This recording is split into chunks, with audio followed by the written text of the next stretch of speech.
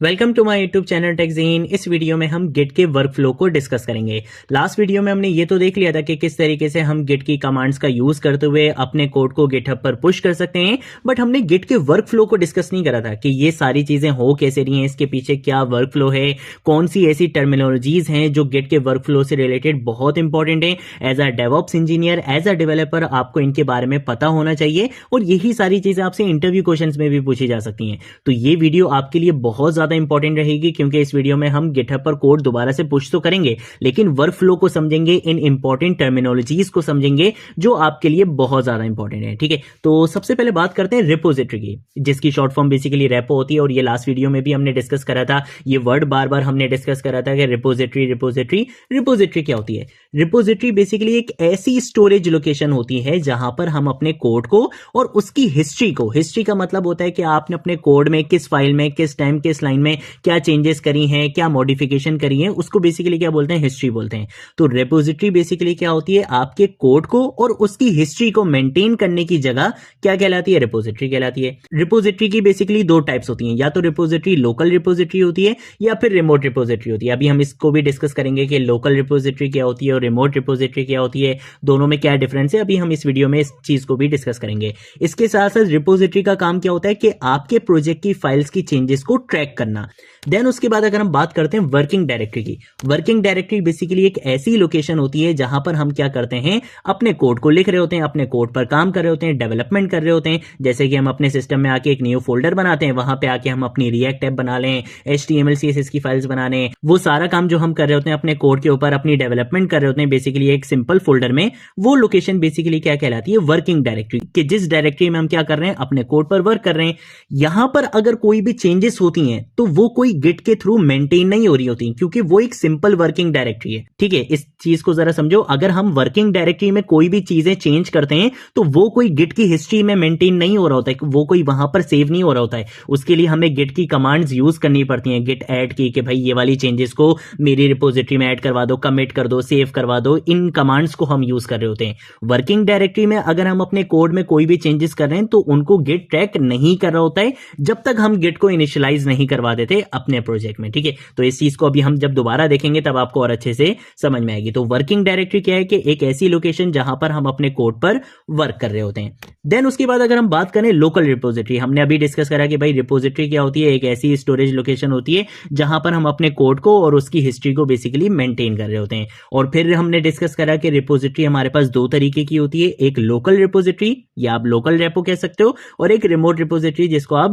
Remote repo भी कह सकते हो। तो लोकल रिपोजिटरी क्या होती है, आपकी रिपोजिटरी का वो वर्जन जो आपके कंप्यूटर में स्टोर हो रहा होता है, यानी कि आपके सिस्टम में बेसिकली स्टोर हो रहा होता है, उसको बेसिकली हम क्या कहते हैं, लोकल रिपोजिटरी कहते हैं। और इस लोकल रिपोजिटरी का काम क्या होता है, इसको क्यों बनाते हैं हम, ताकि हम अपने कोड की हिस्ट्री को, यानी कि उसके वर्जन को देख सकें और कमिट्स कर सकें। कमिट का मतलब होता है कि जो भी हम वर्किंग डायरेक्टरी में चेंज कर रहे हैं ना, उसको हम एक जगह पर स्टोर करवा सकें, उसको हम एक जगह पर मेंटेन कर सकें। तो ये बेसिकली क्या होती है, लोकल रिपोजिटरी होती है, जो आपके सिस्टम में बनती है, जो आपके कोड को मैनेज करने के लिए, उसके वर्जन की हिस्ट्री को मैनेज करने के लिए, आपके कोड की चेंजेस को स्टोर करवाने के लिए, सेव करने के लिए बेसिकली हम क्या करते हैं, लोकल रिपोजिटरी क्रिएट करते हैं। जो आपने देखा था कि हम अगर गिट इनिट की कमांड रन कर रहे थे तो क्या हो रहा था, डॉट गिट की एक डायरेक्टरी क्रिएट होकर आ रही थी, वो बेसिकली क्या होती है, लोकल रिपोजिटरी होती है। अभी हम इन चीजों को देखेंगे। ठीक है, देन उसके बाद अगर हम बात करते हैं रिमोट रिपोजिटरी की, तो आपको पता है कि जब भी हमने गिटहब पर कोड पुश करना होता है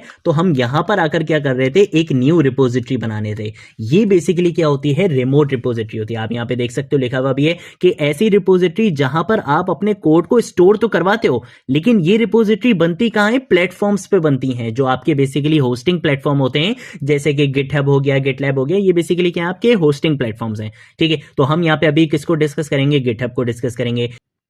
इसके साथ साथ इस रिपोजिटरी का यूज किया जाता है कि हम अपने कोड को शेयर कर सकें दूसरों के साथ, कि वो हमारे कोड में कोलैबोरेट कर सकते हैं, वो हमारे कोड को बेसिकली देख सकते हैं, इसको व्यू कर सकते हैं। ये इन चीजों के लिए बेसिकली ये वाली रिपोजिटरी बनाई जाती है। इसको आप ग्लोबल रिपोजिटरी भी कह सकते हो, बट इसके लिए जो एक्चुअल वर्ड है वो क्या है, रिमोट रिपोजिटरी है। देन उसके बाद अगर हम बात करते हैं गिट वर्कफ्लो की, जो बहुत इंपॉर्टेंट कॉन्सेप्ट है, इसके बारे में आपको डेफिनेटली पता होना चाहिए।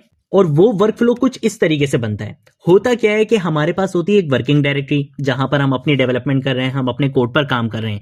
जब मैं क्या करता हूं, गिट ऐड की कमांड यूज करता हूं, तो क्या होता है, इन चेंजेस को स्टेजिंग एरिया में स्टोर करवाया जाता है। अब आप बोलोगे यार ठीक है, हमने वर्किंग डायरेक्टरी तो हमने डिस्कस कर लिया, लोकल रेपो भी हमें पता है, रिमोट रेपो भी हमें पता है, लेकिन ये स्टेजिंग एरिया क्या आ गया? वर्किंग डायरेक्टरी और लोकल रिपोजिटरी के बीच में एक एरिया होता है जो एक बेसिकली टेम्पोररी स्पेस होती है, आप कह सकते हो एक टेम्पोररी लोकेशन होती है, जहां पर हम क्या करते हैं, अपनी चेंजेस को स्टोर करवाते हैं। ये जो चेंजेस होती हैं ये अभी डायरेक्टली आपकी लोकल रिपोजिटरी में नहीं जाती। जब भी हम अपनी वर्किंग डायरेक्टरी में कोई भी चेंजेस करते हैं और गिट ऐड की कमांड का यूज करते हैं, तो उन चेंजेस को एक टेम्पोररी स्पेस में, एक टेम्पोररी जगह पर स्टोर करवाया जाता है और वहां पर उन चीजों को मैनेज किया जाता है। लेकिन जैसे ही हम गिट कमिट करते हैं, गिट कमिट का मतलब है कि भाई ये वाली जो चेंजेस थी इनको क्या कर दो, फाइनलाइज कर दो। हाँ भाई, मैंने एक फीचर पे काम करना था, मैंने जितनी भी चेंजेस करनी थी वो यहां पर मैंने स्टोर करवाई हुई थी, अब क्या करवा दो, गिट कमिट कर दो। यानी कि एक मैसेज के साथ मैं बताऊंगा कि भाई मैंने अभी अपने कोड में क्या चेंजेस करी हैं, मैं एक मैसेज के साथ क्या करूंगा, इन चेंजेस को फाइनलाइज करके किस में स्टोर करवा दूंगा, लोकल रिपोजिटरी में स्टोर करवा दूंगा। देन फिर मैं ये चाहता हूं कि भाई जो कोड मैंने यहां पे लोकल रिपोजिटरी में स्टोर करवाए, इसी कोड को मैं होस्टिंग प्लेटफॉर्म पर भी होस्ट कर सकूं, स्टोर करवा सकूं। तो उसके लिए फिर हम कमांड यूज करते हैं गिट पुश की। तो उससे क्या होता है कि लोकल रिपोजिटरी में जो कोड आपका वहां पे मैनेज हो रहा होता है, ट्रैक हो रहा होता है, उस कोड को फिर हम क्या करते हैं, सेंड करवा देते हैं रिमोट रिपोजिटरी पे। तो ये बेसिकली गिट का एक वर्कफ्लो होता है कि सबसे पहले हम वर्किंग डायरेक्टरी में काम करते हैं, यहां पे जो चेंजेस करनी होती हैं वो चेंजेस करते हैं और गिट ऐड की कमांड का यूज करते हैं। जो भी चेंजेस होती हैं वर्किंग डायरेक्टरी से वो कहां पर आती हैं, स्टेजिंग एरिया पे। ये एक टेम्पररी एरिया होता है जहां पर हम अपनी चेंजेस को स्टोर करवाते हैं। कब तक के लिए? जब तक हम कमिट ना कर दें, जब तक हम ये नहीं बोलते कि हाँ भाई ये फाइनलाइज है चेंजेस, अब क्या कर सकते हो तुम, इसको आगे फाइनलाइज करके स्टोर करवा सकते हो। तो तब तक के लिए इसको एक स्टेजिंग एरिया में, एक टेम्पररी एरिया में स्टोर करवाया जाता है। देन फिर हम इसको क्या करते हैं, गेट कमिट की कमांड का यूज करते हुए एक स्पेसिफिक मैसेज के साथ इसको लोकल रिपोजिटरी में स्टोर करवा देते हैं। और फिर उसी कोड को अगर हमने होस्टिंग प्लेटफॉर्म पर स्टोर करवाना होता है तो हम गेट पुश की कमांड का यूज करते हैं। ये बेसिकली क्या होता है, गिट का वर्कफ्लो होता है। और अब हम इसी वर्कफ्लो को फॉलो करते हुए क्या करेंगे, दोबारा से गिटहब पर कोड पुश करेंगे। ठीक है, तो उसके लिए क्या चाहिए होगी, सबसे पहले मुझे एक वर्किंग डायरेक्टरी चाहिए। तो हम आएंगे यहां पे, वर्किंग डायरेक्टरी कहां बनती है, हमारे सिस्टम में बनती है जहां पर हम डेवलपमेंट कर रहे होते हैं। मैंने यहां पर आकर इसका नाम ही क्या रख दिया, वर्किंग डायरेक्टरी कर दिया। ठीक है, इस तरीके से मैंने यहां पे इसका नाम वर्किंग डायरेक्टरी कर दिया। यहां पर आकर आपके प्रोजेक्ट की 10 फाइल्स भी हो सकती हैं, 1000 फाइल्स भी हो सकती हैं, 100 फाइल्स भी हो सकती हैं, जितनी फाइल्स हो, जितनी डायरेक्टरीज हो, कोई इश्यू वाली बात नहीं है। मैं यहां पे क्या करूंगा, आप गिट बैश का भी यूज कर सकते हो कमांड्स का यूज करने के लिए, और आप यहां पे सिंपल क्या कर सकते हो, VS कोड को, या आप जिस भी आईडी पे बेसिकली काम करते हो आप उसको क्या कर सकते हो, यूज कर सकते हो। ठीक है, तो मैं यहां पे ओपन विद कोड कर दूंगा क्योंकि मैं यहां पे किस पे काम करता हूं, VS कोड पे काम करता हूं। अब आपको पता है कि बहुत सारे आईडीज ऐसे हैं जिसमें से VS code one of them है कि इनके साथ टर्मिनल आपको लगा हुआ मिलता है, यानी कि इसी आईडी के अंदर आपको टर्मिनल भी मिल जाता है। आपको अलग से गिट बैश ओपन करने की जरूरत नहीं है। जो गिट की कमांड्स होती हैं वही एग्जैक्ट गिट की कमांड्स आप इसके टर्मिनल पर भी रन कर सकते हो, कोई इशू नहीं होता। ठीक है, तो ये मेरी बेसिकली क्या है, वर्किंग डायरेक्टरी है। इस वर्किंग डायरेक्टरी में मैं यहां पर जो भी काम करना चाहूं वो मैं काम कर सकता हूं, चाहे मेरी रिएक्ट ऐप हो, एंगुलर ऐप हो, व्यू ऐप हो, कोई भी ऐप हो, यहां पे हम उस पे काम कर सकते हैं। ठीक है, तो हम यहां पर आकर लेट सपोज index.html के नाम से मैं यहां पर एक फाइल बना लूंगा। यहां पर आकर हम क्या करेंगे, कुछ कोड लिख लेंगे HTML का।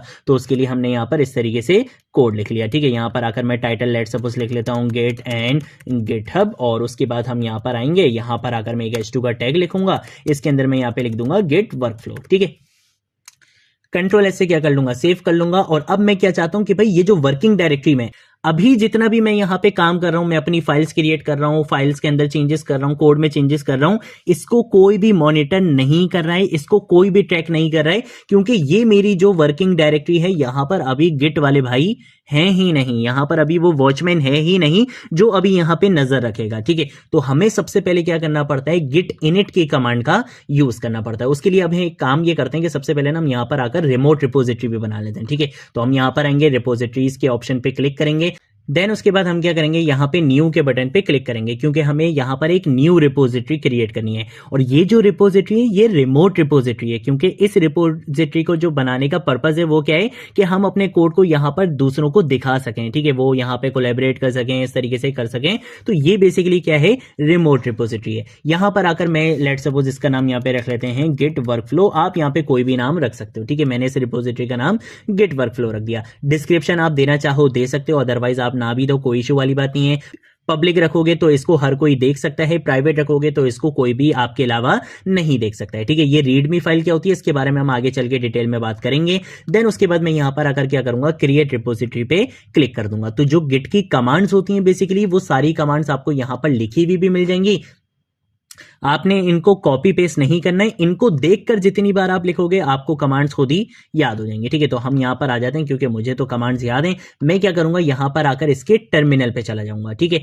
आप इसके टर्मिनल पे भी काम कर सकते हो और आप अगर चाहो तो आप अपनी वर्किंग डायरेक्टरी में आके यहां पे गिट बैश को भी ओपन कर सकते हो, ठीक है। लेकिन मैं आपको यहां पे इसी के टर्मिनल पे काम करके दिखाऊंगा क्योंकि यहां पर मैंने आपको कुछ चेंजेस भी दिखानी है। और कितनी अच्छी बात है कि भाई हमारे आईडी में ही हमारे पास टर्मिनल लगा हुआ मिला हुआ है, मुझे अलग से टर्मिनल ओपन करने की नीड ही नहीं है, ठीक है। सबसे पहली कमांड होती है गिट को इंक्लूड करवाना, यहां पे गिट को इनिशियलाइज करना है। तो उसके लिए हम यहां पर आकर लिखते हैं गिट इनिट। इससे क्या होगा, गिट यहां पे इनिशियलाइज हो जाएगा। और जैसे ही गिट इनिशियलाइज हुआ, अब आप देख सकते हो इस फाइल का यहां पे ना कलर भी चेंज हो गया। और कलर चेंज होने के साथ साथ यहां पे लिखा हुआ आ चुका है यू।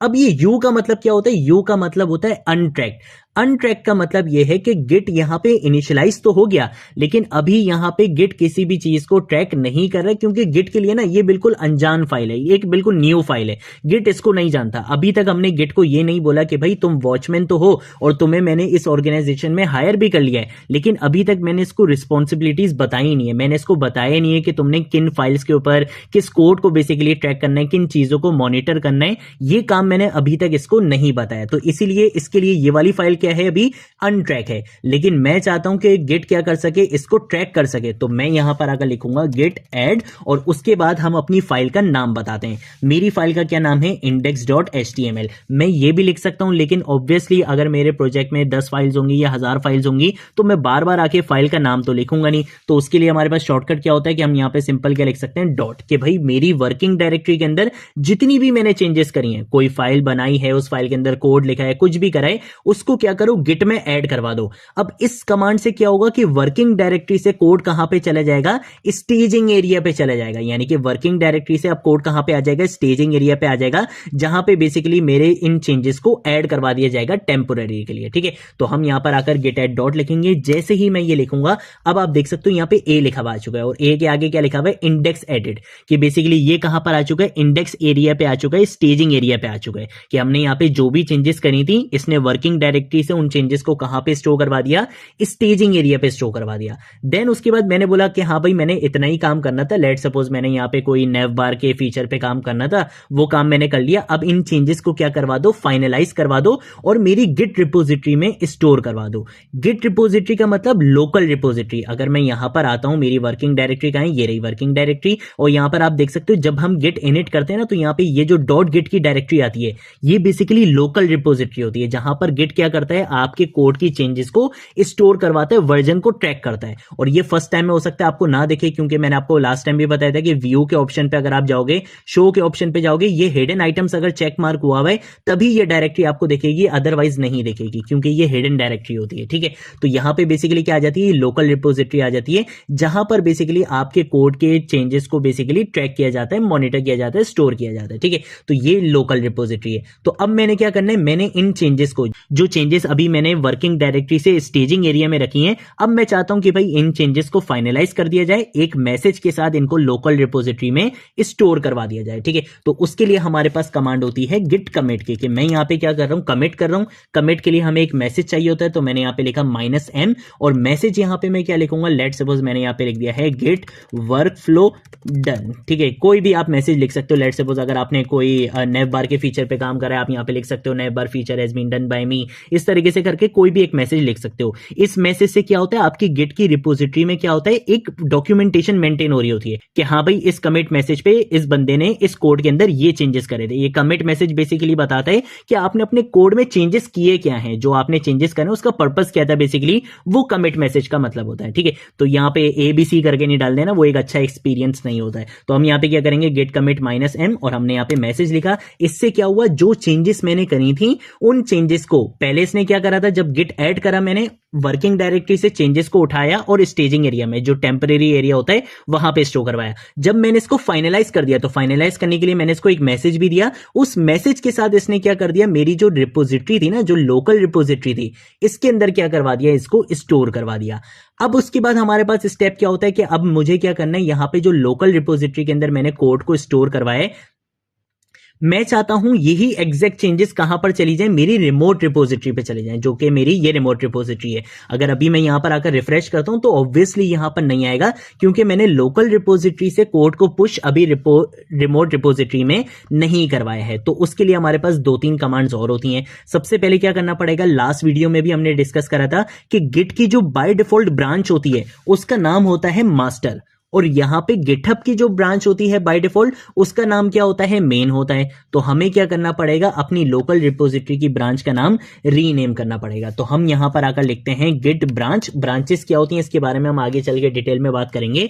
गिट ब्रांच -M के अपनी ब्रांच के नाम को क्या कर दो, रीनेम कर दो। अभी क्या है, मास्टर है, अब हम क्या कर देंगे, इसको मेन कर देंगे। जैसे ही मैं इस कमांड को रन करूंगा तो मेरी जो ब्रांच का नाम था वो क्या हो जाएगा, रीनेम हो जाएगा। अब क्या कर दिया गया है, मेरी ब्रांच का नाम मेन कर दिया गया है। ठीक है, लास्ट वीडियो में मैंने जब आपको गिट बैश पे ये कमांड्स रन करके दिखाई थी तब मैंने आपको दिखाया भी था कि वहां पे मास्टर लिखा हुआ रहा था और उसके बाद मेन हो गया था। ठीक है, तो हमने यहाँ पे क्या कर दिया, अपनी ब्रांच का नाम भी रीनेम कर दिया है। देन उसके बाद अब गिट को ये तो पता है कि जब यहां से कोड पुश किया जाएगा तो आपका गिटहब अकाउंट कौन सा है, लेकिन उस गिटहब अकाउंट के अंदर रिपोजिटरी कौन सी है, कौन सी रिमोट रिपोजिटरी में आपने अपने कोड को पुश करवाना है, ये इस बेचारे को भी नहीं पता। तो उसके लिए हमारे पास कमांड होती है कि हम रिमोट एक्सेस को क्या करवाते हैं, लोकल रिपोजिटरी में ऐड करवाते हैं। तो मैं क्या करूंगा, इसके यहां पे यूआरएल को कॉपी करूंगा, पूरी कमांड कॉपी नहीं कर रहा, कमांड आपको लिख के दिखाऊंगा। हम यहां पर आकर लिखते हैं गिट रिमोट ऐड ओरिजिन, कि आप क्या करो, रिमोट रिपोजिटरी को यहां पर इसके ओरिजिन में ऐड करवा दो। और आपकी रिमोट रिपोजिटरी का यूआरएल क्या है, ये यूआरएल है। यहां पर मैं क्या करूंगा, एंटर प्रेस कर दूंगा। तो अब इसको ये भी पता चल चुका है कि भाई रिपोजिटरी आपकी कौन सी है। लास्ट स्टेप क्या होता है कि हम यहां पर आकर लिखेंगे गिट पुश ओरिजिन मेन। ठीक है, हमने यहां पे लिख दिया गिट पुश ओरिजिन, और हमारी ब्रांच का क्या नाम था, मेन था, क्योंकि हमने यहाँ पे अभी रीनेम करा था, मेन ब्रांच है हमारी। मैं यहाँ पे क्या करूंगा, एंटर प्रेस करूंगा। इससे क्या होगा कि हमारा ये जो कोड था, ये जो हमारी फाइल थी index.html, ये अपने कोड के साथ गिटहब पर भी पुश हो जाएगा। यहां पर आकर जैसे ही मैं इसको क्या करूंगा, रिफ्रेश करूंगा, आप यहां पे देख सकते हो कि मेरी जो फाइल थी index.html की वो आ चुकी है। उसका जो कमिट मैसेज था वो भी आपको यहां पे दिख चुका है। ये कमिट मैसेज इसको कैसे पता चला, ऑब्वियसली लोकल रिपोजिटरी से कोड आ रहा था। लोकल रिपोजिटरी में जब हमारा कोड स्टोर होता है तो वो कमिट मैसेज के साथ ही स्टोर होता है। तो वही कमिट मैसेज एग्जैक्ट यहां पर आ चुका है कि भाई इस बंदे ने जब काम करा था, जो कमिट किया था, उस कमिट के अंदर हमने क्या चेंजेस करे थे फाइल्स में, वो आपको यहां पर मिल चुके हैं। ठीक है, तो ये बेसिकली हमारे पास क्या होता है, कॉन्सेप्ट होता है। इसके साथ साथ एक और भी चीज होती है कि अगर मैं यहां पर आकर अपनी फाइल के अंदर कोई भी चेंजेस कर देता हूं, लेट सपोज मैंने यहां पे लिख दिया गेट वर्कफ्लो, और उसके बाद ना मैंने यहां पर आकर एक और यहां पे एक h2 का टैग लिखा, यहां पे मैंने लिख दिया गेट एंड गिटहब लिख दिया। ठीक है, ये जैसे ही मैंने ये करा, अब जैसे ही मैं वर्किंग डायरेक्टरी में इस चीज को सेव करूंगा, गिट को पता चल जाएगा कि भाई आपने क्या करा है, अपनी फाइल को मॉडिफाई करा है। ये देख रहे हो यहाँ पे एम लिखा हुआ है, एम का मतलब है कि भाई मॉडिफाई करा है। क्यों, इसको कैसे पता चला, क्योंकि इसने क्या करा था, आपके कोड को कहां पे स्टोर करवाया हुआ था, लोकल रिपोजिटरी में। अब ये क्या कर रहा है, मैच कर रहा है, ये बोल रहा है कि भाई लोकल रिपोजिटरी में तो अभी तक कुछ और कोड है, और इसने यहाँ पे क्या कर दिया, इन फाइल्स को यहाँ पे चेंज कर दिया है, फाइल्स के अंदर यहाँ पे चेंजेस कर दिए हैं। चाहे आप इस फाइल के अंदर चेंजेस करो या आप यहाँ पर आकर एक न्यू फाइल बना लो। लेट सपोज हमने यहाँ पे app.js के नाम से यहाँ पर एक फाइल बना ली। ठीक है, और इसके अंदर लेट सपोज हमने यहाँ पे एक सिंपल सा कोड भी लिख लेते हैं हम, जिसमें हम क्या करेंगे, एक सिंपल console.log करवा लेते हैं, और यहां पर आकर मैं लिख देता हूं जावास्क्रिप्ट लिख लेता हूं। ठीक है, इस तरीके से मैंने यहां पे लिख दिया। ओहो, जावास्क्रिप्ट की स्पेलिंग को क्या हो गया, ऐसे कर लेते हैं। ठीक है, कंट्रोल ऐसे सेव कर लेता हूं। अब देखो, ये वाली फाइल जो मैंने सेव करी है, इस फाइल को गिट अभी ट्रैक नहीं कर रहा है। ये फाइल गिट के लिए क्या है, मॉडिफाई है कि गिट क्या कर रहा था, इस फाइल को ट्रैक कर रहा था, मॉनिटर कर रहा था। जैसे ही आपने इसमें चेंजेस करी गिट को फौरन से पता चल गया। लेकिन गिट बोल रहा है कि भाई आपकी वर्किंग डायरेक्टरी में एक न्यू फाइल आई है जिसको अभी तक मैं ट्रैक नहीं कर रहा हूं। यहां पे देखो अनट्रैक लिखा हुआ है। तो हम क्या करेंगे, हम यहां पर आएंगे, यहां पर आकर सबसे पहले मुझे क्या करना पड़ेगा, गिट ऐड और डॉट करना पड़ेगा। डॉट से क्या होगा कि जो मॉडिफिकेशन करी है उसको भी ये क्या करेगा, स्टेजिंग एरिया में ऐड करवा देगा, टेम्पररी एरिया में ऐड करवा देगा, और जो अनट्रैक फाइल थी उसको भी ये क्या करेगा, ट्रैक करने लग जाएगा। तो जैसे ही मैं यहां पे गेट एट डॉट करूंगा, यहां पे एंटर प्रेस करूंगा, तो देखो दोनों चीजें क्या हो चुकी हैं, चेंज हो चुकी हैं। ये भी फाइल कहां पर आ चुकी है, स्टेजिंग एरिया में आ चुकी है, और इस फाइल के अंदर भी जो हमने मॉडिफिकेशन करी थी वो मॉडिफिकेशन भी कहां आ चुकी है, स्टेजिंग एरिया में आ चुकी है। अब मैं बोलूंगा कि भाई जो भी मैंने न्यू फाइल्स ऐड करी हैं उसको, और जो एग्जिस्टिंग फाइल के अंदर मैंने चेंजेस करी हैं, सारी चेंजेस को क्या कर दो, फाइनलाइज कर दो। तो मैं यहां पर आऊंगा, यहां पे आके लिखूंगा गिट कमिट -m। फाइनलाइज करने के लिए हमें एक मैसेज चाहिए होता है ताकि वो मैसेज हमारे लोकल रिपोजिटरी में मेंटेन हो सके। तो मैंने यहां पे लिख दिया गिट कमिट -m, और यहां पे आके मैंने लिख दिया लेट्स सपोज चेंजेस डन। ठीक है, उसके बाद मैं यहां पे एंटर प्रेस करूंगा, तो देखो ये सारी जितनी भी चेंजेस थी वो सारी लोकल रिपोजिटरी में ऐड हो चुकी हैं। लेकिन अभी लोकल रिपोजिटरी में ऐड हुई है, रिमोट में नहीं हुई। अगर यहां पे आके यहां पे रिफ्रेश करूंगा तो देखना यहां पे app.js की फाइल आपको यहां पे नहीं मिलने वाली है, और जो हमने इस फाइल को भी अभी यहां पे मॉडिफाई करा है उसकी चेंजेस भी आपको यहां पर नहीं मिलने वाली हैं। तो देखो यहां पे वो चेंजेस बिल्कुल भी नहीं आई हैं। ठीक है, जो मॉडिफिकेशन करी थी वो भी यहां पे नहीं हुई है, और जो मैंने न्यू फाइल ऐड करी थी वो भी नहीं हुई है, क्योंकि उन चेंजेस को लोकल रिपोजिटरी में तो ऐड करवा दिया, लेकिन अभी तक मैंने ये नहीं बोला कि वो लोकल रिपोजिटरीज वाली चेंजेस को यहां पर भी पुश करवा दो। ठीक है, तो लास्ट कमांड हमारे पास क्या होती है, हम सिंपल यहां पे आके लिखेंगे git push -u origin main लिख देंगे। ठीक है, यहां पे क्या करूंगा, एंटर प्रेस करूंगा, तो इससे क्या होगा कि जो चेंजेस मैंने यहां पर करी थी वही चेंजेस एग्जैक्ट यहां पर आपको रिफ्लेक्ट होकर मिल जाएंगे। ठीक है, तो ये बेसिकली हमारे पास क्या होता है, कॉन्सेप्ट होता है। मैं आपको करके भी दिखा देता हूं। यहां पे आप देख सकते हो app.js की फाइल भी आ चुकी है और index.html की फाइल भी आ चुकी है, और कमिट मैसेज भी आप देख सकते हो कि वही कमिट मैसेज आ रहा है जो मैंने बोला था। चेंजेस डन पे जाऊंगा तो ये देखो यहां पे मुझे बताएगा कि आपने क्या चेंजेस करी हैं। ये बोल रहा है कि भाई पहले वाले में क्या था, सिर्फ ये वाली लाइन लिखी हुई थी, लेकिन उसके बाद जब आपने चेंजेस करे तो उसमें आपने क्या करा कि यहां पर जो एक लाइन ऐड करी उसके अंदर आपने लिख दिया गेट एंड गिटहब। तो ये बता रहा है कि पहले ये काम हुआ था और बाद में ये वाला काम हो गया। फिर उसके बाद ये बता रहा है कि app.js की फाइल पहले एग्जिस्ट नहीं करती थी, उसके बाद ये app.js की फाइल आई और उसके अंदर आपने ये लाइन भी ऐड करी है। तो ये एक एक चीज आपके वर्जन कंट्रोल की यहां पे डिस्प्ले कर रहा है। ठीक है, तो ये बेसिकली हमारे पास कॉन्सेप्ट होता है किसका, गिट और गिटहब के वर्कफ्लो का, कि इस तरीके से आपके कोड की चेंजेस को ट्रैक किया जा रहा होता है। ठीक है, इसके साथ साथ एक चीज और है कि जब भी आप अपने कोड को पुश कर रहे होते हो, जब आप फर्स्ट टाइम पुश करते हो ना, तब आप यहां पे कमांड लिखते हो git push -u origin main. ठीक है, मैंने यहां पे लेट्स सपोज लिख दिया git push -u origin main. अगर आप ये -u का फ्लैग यूज नहीं करोगे तो इससे क्या होगा कि आपको बार बार लिखना पड़ता है git push origin main, git push origin main. अगर आप फर्स्ट टाइम में ही git push -u origin main की कमांड लिख लोगे तो फिर उसके बाद जब आपने कोड पुश करना होगा मेन में, तो आप सिंपल क्या लिखोगे, गिट पुश लिखोगे। ठीक है, तो ये बेसिकली हमारे पास कॉन्सेप्ट होता है गिट वर्कफ्लो का। आगे आने वाली वीडियोस में भी जब हम कोड को पुश करेंगे, इन सारी कमांड्स को और ज्यादा डिटेल में कवर करेंगे, तब हम और भी इंपॉर्टेंट पॉइंट्स को डिस्कस करेंगे। ठीक है, तो होपफुली पिछली वीडियो से और ज्यादा आपको यहाँ पे कॉन्सेप्ट्स आपके क्लियर हुए होंगे गिट की कमांड से रिलेटेड। जब आगे आने वाली वीडियोस में हम और इंपॉर्टेंट कॉन्सेप्ट्स को कवर करेंगे, गिट की और कमांड्स को डिस्कस करेंगे, और ज्यादा डेप्थ में इसके वर्कफ्लो को समझेंगे, तब आपके और भी ज्यादा कॉन्सेप्ट्स यहाँ पे क्लियर होते जाएंगे। ठीक है, तो ये थी हमारी आज की वीडियो। अगर कोई चीज नहीं समझ आए नीचे कमेंट सेक्शन में पूछ लेना, सोशल मीडिया अकाउंट्स पे पूछ लेना, मैं जरूर आप लोगों को रिस्पॉन्ड करूंगा। अब हम मिलेंगे नेक्स्ट वीडियो में नेक्स्ट टॉपिक के साथ, तब तक के लिए बाय बाय।